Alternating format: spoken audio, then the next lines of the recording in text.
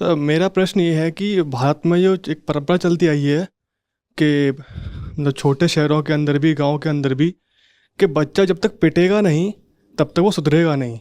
तो जो छोटे बच्चे होते हैं वो जब स्कूल जाना शुरू करते हैं तो टीचर उनको मारते हैं।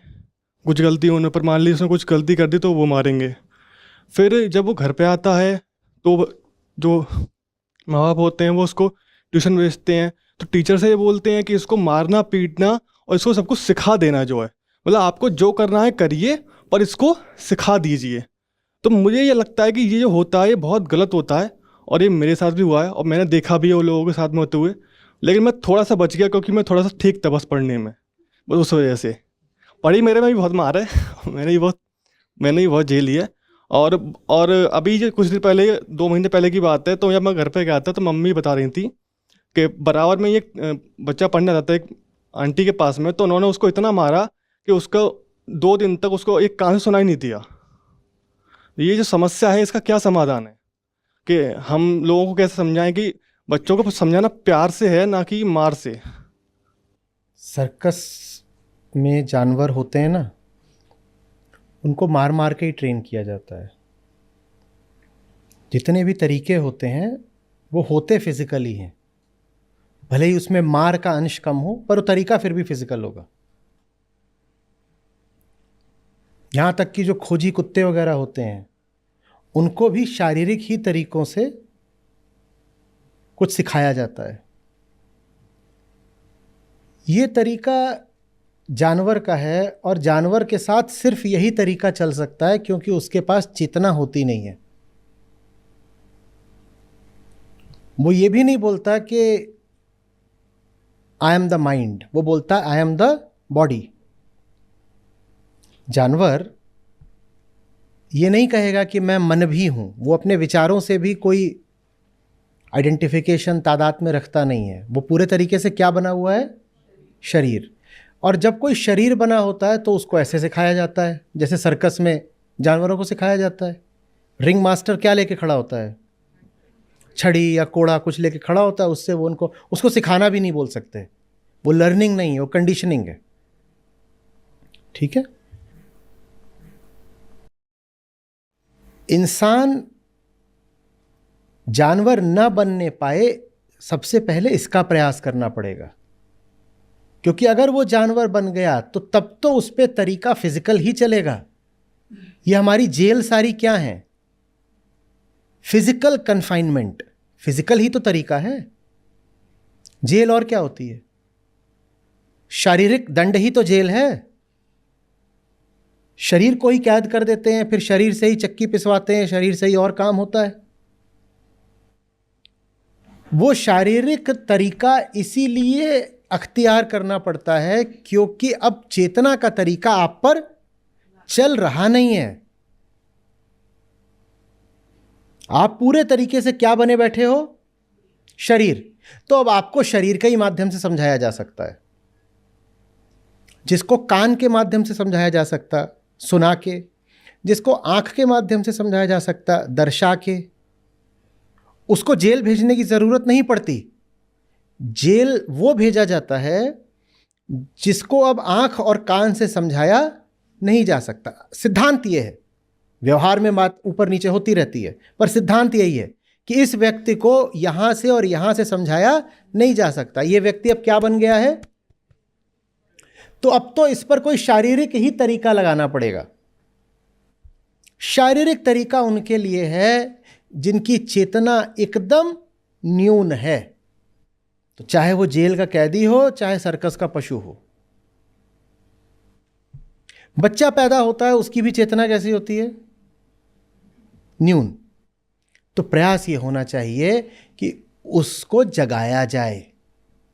अगर वो नहीं जगेगा तो या तो जेल के कैदी, नहीं तो सर्कस के जानवर का जीवन जिएगा और फिर रिंग मास्टर का कोड़ा बरसेगा।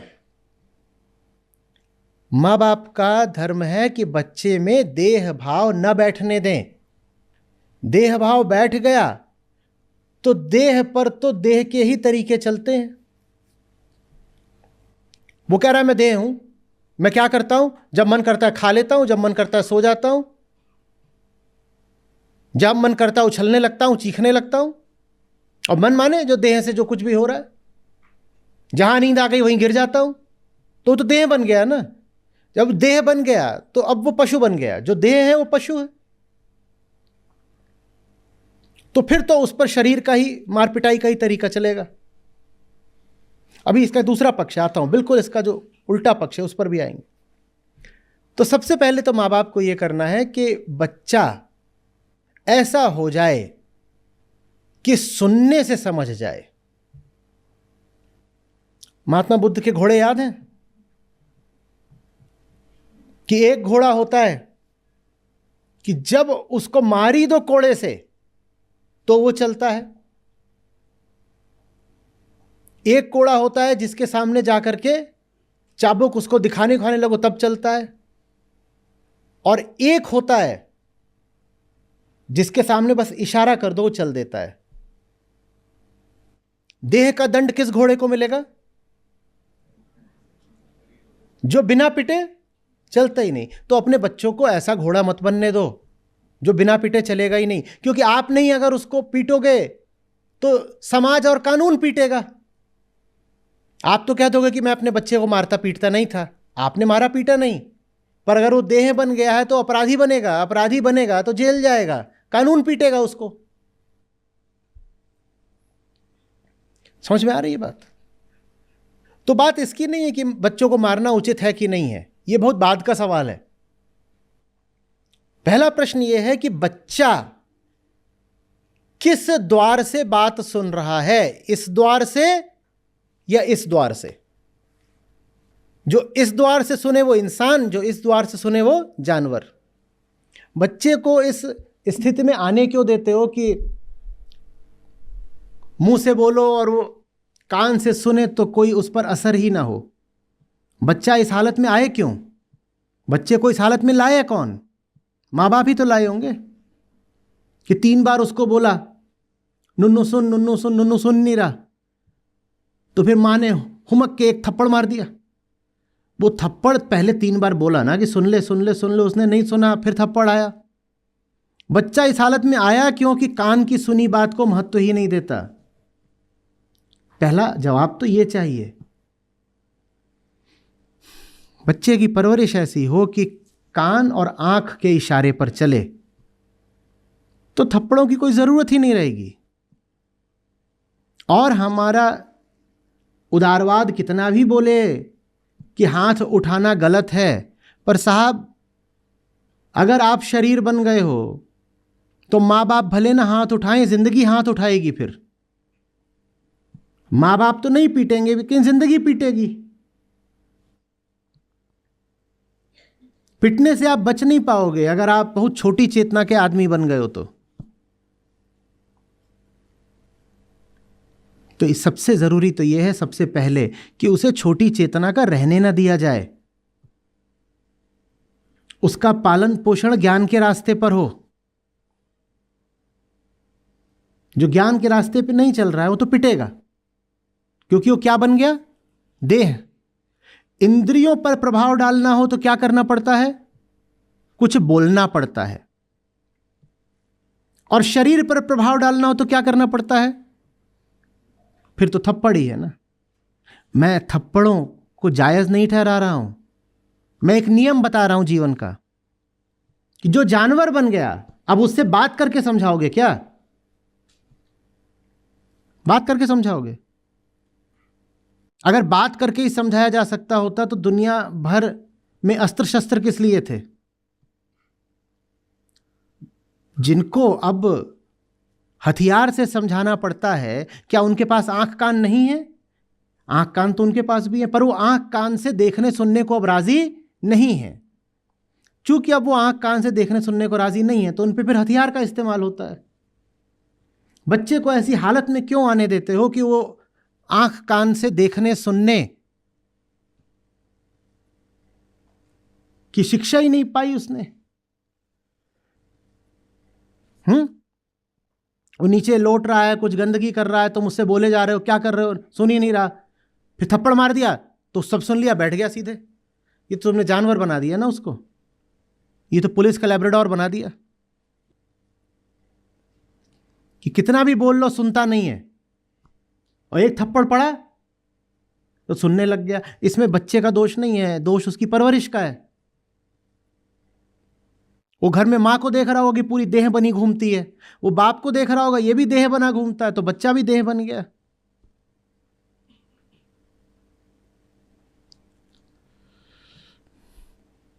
बुद्ध का तीसरा घोड़ा बनाना है बच्चे को, पहला नहीं,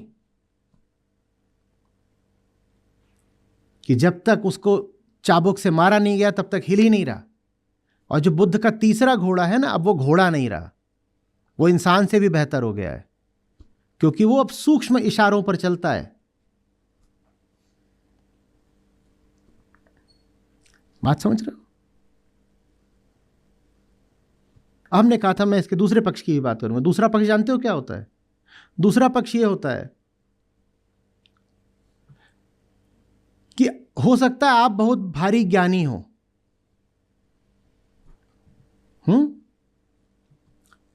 लेकिन अगर कोई जानवर आपकी ओर आएगा तो वो तो आपको देह की तरह ही देखेगा ना। आप स्वयं को देह की तरह भले ही नहीं देखते, पर कोई पशु आपको कैसे देखेगा? देह की तरह देखेगा। तो एक छोटी सी संभावना यह भी होती है कि बच्चे इसलिए पिट रहे हैं क्योंकि माँ बाप देह हैं, तो उन्हें बच्चों को समझाने का और कोई तरीका आता ही नहीं।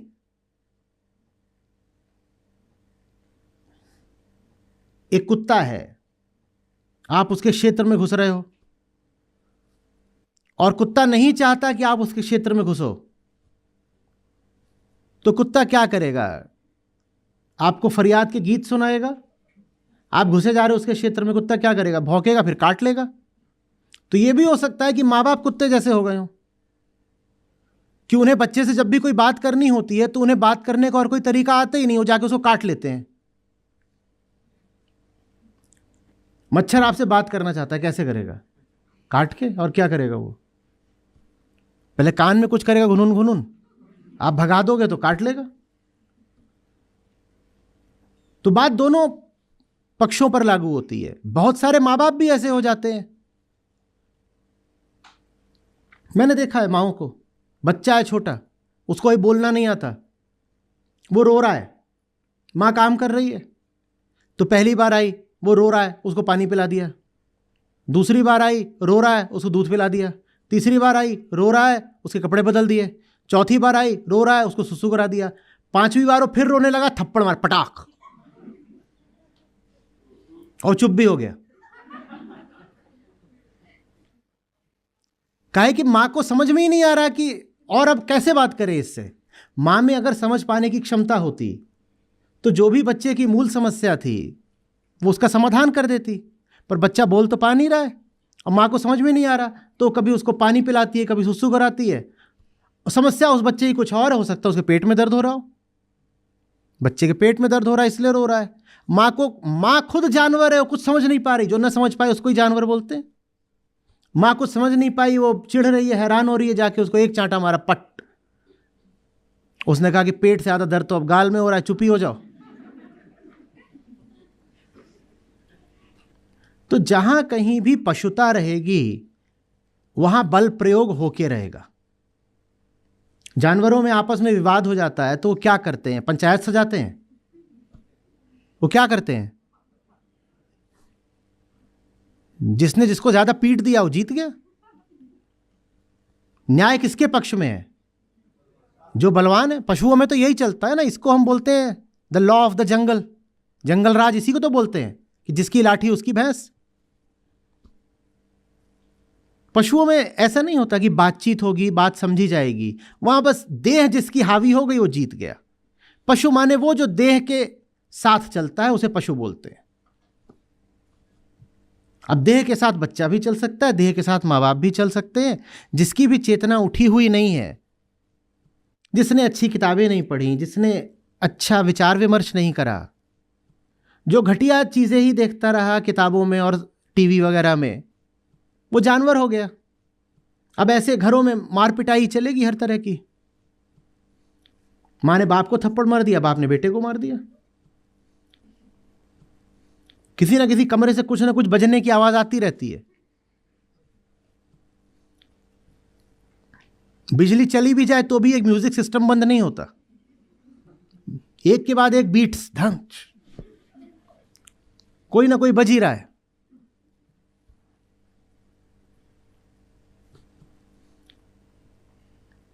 एक आया था किस्सा, मियाँ बीवी दोनों एक दूसरे से बोल रहे, नहीं गाड़ी तुम चलाओ, नहीं गाड़ी तुम चलाओ, नहीं गाड़ी तुम चलाओ। काहे कि जो गाड़ी चला रहा होता है उसके हाथ स्टीयरिंग में बंध जाते हैं, और जब उसने अच्छी स्पीड ले ली हो तब झंझना के मारो थप्पड़। तो दोनों लगे हुए थे, नहीं तुम चलाओ, नहीं तुम चलाओ, जो चलाएगा वही पिटेगा। उन्होंने फिर करा होगा कि अब ऑटो ट्रांसमिशन वाली लेते हैं, कम से कम वो गियर वाला हाथ मुक्त रहेगा, अब गियर नहीं बदलना, ये हाथ खुला हुआ है, तू आ। ऐसे ही थोड़ी इतनी सड़क दुर्घटनाएं होती हैं।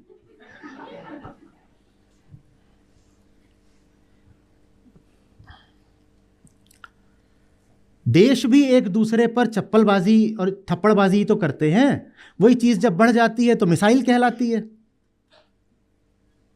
पहले वो चीज तलवार कहलाती थी, उससे पहले वो चीज मल्लयुद्ध कहलाती रही होगी, हैंड टू हैंड कॉम्बैट। ये देश अगर थोड़ी चेतना रखते और आपस में बात कर सकते तो क्या मिसाइलें चलानी पड़ती? तो समझो कि फिजिकल मेथड्स तभी लगाने पड़ते हैं जब कॉन्शियस मेथड्स फेल कर जाते हैं, और कॉन्शियस मेथड्स तभी फेल करते हैं जब कॉन्शियसनेस का अभ्यास ही ना किया गया हो। जो घर में हम देखते हैं थप्पड़बाजी, वही फिर रूस और अमेरिका का कोल्ड वॉर बन जाती है।